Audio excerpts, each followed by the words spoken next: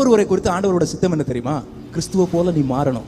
அது நீ என்ன பண்ணாலும் சரிதான், உன் வேலைக்கு போனாலும் செக்யூர்ல ஜாபுக்கு போனாலும் சரிதான், இல்ல நீ முழு நேரம் ஊழியத்துக்கு போனாலும் சரிதான், எல்லாரையும் குறித்து ஆண்டவருடைய நோக்கம் என்ன தெரியுமா? நீ கிறிஸ்துவ போல மாறணும். அதுதான் ஒவ்வொருத்தரோட காலிங்.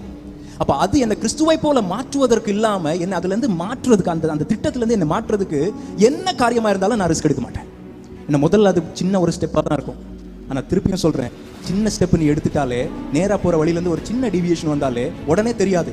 ஆனா ரொம்ப நாள் அதுல நடந்துட்டேன்னா நீ நேரா போறதுக்கு ரொம்ப தள்ளி போயிடுவேன். முதல்ல பார்க்க ரொம்ப சின்ன ஸ்டெப் மாதிரி தான் இருக்கும். அதனால ஆண்டவரோட நீ வளரணும், ஆண்டவருக்குள்ளதான் வளரணும்னு டிசைர் இருந்ததுன்னா நீ சின்ன விஷயம் பண்ணும்போதே ஆண்டவர் உணர்த்துவார். உணர்த்தும் போதே விட ஆரம்பிச்சிடும். படம் பார்க்கறதாகட்டும், சினிமா ஆகட்டும், இந்த மாதிரி காரியங்கள்லாம் அதெல்லாம் இருந்து டிபேட் பண்ணிட்டே இருக்கலாம். ரெண்டு பேரும் இந்த ஸ்லைட் டெஸ்ட்டை கொடுத்து நீ அதெல்லாம் தப்பு இல்லைன்னு பேசுப்பா, நீ தப்பு உள்ளது பேசுப்பா, ரெண்டு பேரும் பேசலாம். ஆனா உங்க இருதயம் எதுல தெரியுமா இருக்கும்? உங்களுக்கு எது ஆசையா இருக்கோ அந்த பக்கமா நீங்க சாஞ்சிருவீங்க. ஆமா, டைட்டஸ் நான் ரொம்ப நல்லா பேசினார், அவர் சொன்னதெல்லாம் பைபிள் அப்படியே இருக்குன்றீங்க. ஏன் அப்படின்னா உங்களுக்கு அதுதான்